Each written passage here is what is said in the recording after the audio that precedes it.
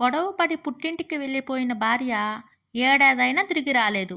ఆమె వెళ్ళిపోయినప్పటి నుంచి భర్త అత్తారింటికి ఫోన్ చేస్తూనే ఉన్నాడు. అల్లుడు: అత్తయ్య గారు, తను ఎప్పుడొస్తుంది? అత్త: అమ్మాయికి ఇంకా కోపం తగ్గలేదు అల్లుడు గారు, మీ దగ్గరకు రానంటుంది. అల్లుడు: మరోసారి అడగండి, నెల తర్వాత మళ్ళీ ఫోన్ చేస్తాను. అత్త: మీకు ఏడాది నుంచి చెప్తున్నా, మళ్ళీ మళ్ళీ ఎందుకు ఫోన్ చేస్తున్నారు? తన రాను అంటుంది. అల్లుడు: అదేంటోనండి, తను రానని చెబుతున్న మాట వింటే మళ్ళీ మళ్ళీ వినాలని ఆనందం కలుగుతుంది. అందుకే పదే పదే ఫోన్ చేస్తున్నా, ఏమనుకోకండి. కండక్టర్: నిన్న రాత్రి ఇంటికి బాగానే చేరుకున్నారా సార్?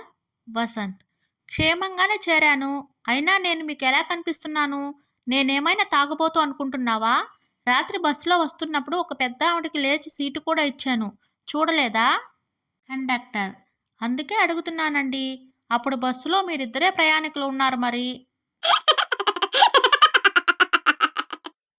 కస్టమర్: సార్, నా క్రెడిట్ కార్డ్ పోయింది, బ్లాక్ చేయాలి. బ్యాంకు అధికారి: ఎప్పుడు పోయింది? కస్టమర్: ఏడాది క్రితం సార్. బ్యాంక్ అధికారి: ఏడాది క్రితం పోతే ఇప్పుడు కంప్లైంట్ చేస్తున్నావేంటి? కస్టమర్: అంటే మా ఆవిడ కంటే ఆ కార్డు దొరికిన వాడు తక్కువగా వాడుతున్నాడు, అందుకే ఇంతకాలం ఓపిక పట్టాను. ఇప్పుడు అతని భార్య వాడటం మొదలు పెట్టినట్టుంది సార్. వారం రోజుల తర్వాత స్పృహలోకి వచ్చిన పేషెంట్. డాక్టర్: నేను ఉదయం సాయంత్రం ఒక్కొక్కటి వేసుకోమని ఈ మందులు ఇస్తే అన్నీ ఒకేసారి ఎందుకు వేసుకున్నావు? పేషెంట్: ఏమీ లేదు డాక్టర్, నా ఒంట్లో ప్రవేశించిన వైరస్కు సర్ప్రైజ్ ఇద్దామనుకున్నా. శిష్యుడు: గురువుగారు, మీకు ఇంత ఓర్పు ఎలా వచ్చింది? ఎలాంటి సందర్భంలోనైనా శాంతంగా నవ్వుతూ ఎలా సమాధానం చెప్పగలుగుతున్నారు?